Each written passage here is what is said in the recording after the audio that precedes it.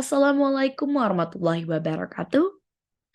Hello everyone, my name is Didiv Birbalila and I'm from 4B class, and today I would like to show you guys my presentation, and it's about how to deal with different type of learners. As we knew that every student in classes have a different type of learning style, and this is why I'm gonna explain to you guys about it. The first one, we have visual learning style. The characteristic of visual learning style is someone with a visual learning style has a preference for seeing or observe things, including picture, diagram, demonstration, display, handout, film, and flip card. And these people will use phrases such as show me, let's have a look, and will be best able to perform the new text after reading. And accommodating, it's about the use maps, highlight the color code books or notes to organize the relate material because it's a visual. They like to see things easily, more clear. And have a student pick out the keyword and the ideas of their own, of the writing highlight that they did to organize those patterns. The next one that we have auditory learning style. The characteristic of it is basically someone who have a preference for transfer of information to listening, to spoken word, to self to the other, of a sound of noise. These people will use phrase such as tell me, let's talk it over, will be best to perform the new text after listening to instruction from an expert. And accommodating of this is basically engage the student in conversation about the subject matter, question student about material, as for oral summaries material.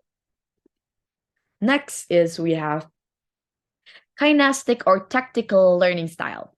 It's basically about someone that has a preference of a physical experience, such as like touching, feeling, holding, doing, practical hands-on experience. And these people will use praise as like, let me try, and how do you feel? Will be best to perform a new text by going ahead and trying out the learning as they go. And the tips of accommodating is basically about write out the checklist of material to be learned or looked for, trans word diagram on paper, use texture paper on experience with different size of a pen, pencil, and stuff like that. But I personally think that myself as a visual and also the auditory because it makes me easier to learn about things. And moving on to the next topic, it's about the principle of teaching English to young learners. Next, well, how do young learners learn?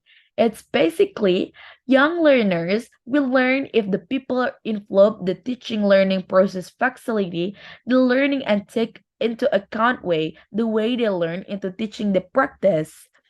And the next one that we have the specific stages of young learners. Well, take a look at this. The first one that we have sensory motor stage from the age 0 until 2 years old, in which children seem to learn through physical interaction with the world around them. And then the second one is basically about pre-optional stages from 2 until 7 years, when the children need to concentrate in situation to process ideas. And the third one, it's basically about concentrate operational stage from age 7 until 11, in which children begin to conceptualize and do some abstract problem solving through the learn by doing. And there is the formal operation stages. It's basically from age 1 until 15, in which children are able to use abstract thinking.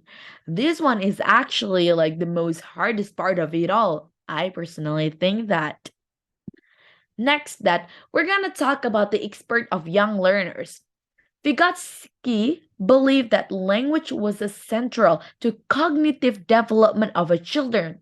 That was instruction provided by adults that help children and learn and develop. And then Donaldson believe that the children were able to cognitively develop by trying to make sense of the experience that they had by asking questions and trying things out or hypothesizing. And then Chomsky believed that the learning was innate in the sense that every child has innate capability to learn a new language. Well, it's all makes sense right now. And then we're going to talk about the implication on teaching English to young learners. Well, following by Vygotsky and Bruner's view, it is equally essential to support children learning by providing support on scaffolding. This can be done simply by the text providing the vocabularies, giving wide question or praises to them, so the student will think and will make their brain figure it out about things that they're seeing or listened and more likely like that. And also like teachers should provide adequate support to learner, but not excessive because the children ability is to hypnotize in the new language should not be underestimated. It also advisable to remember that we are trying to provide the opportunity for this learner to find out about the use of the language. I mean, the use of the new language. All right, so for example, that you have a student and that student is kind of like struggling when they're learning the new language and you need to support them of getting better at it, not making fun of them. For example, if they talk about the different accent, don't make fun of it, but just keep supporting so they will want to learn about more and more. And next that we have following our recommendation for teaching English to young learners. The first one that we had providing vivid first and new experience. And the second we have use a variety of way to introduce the same idea. And then we also have provide opportunity for self-expression.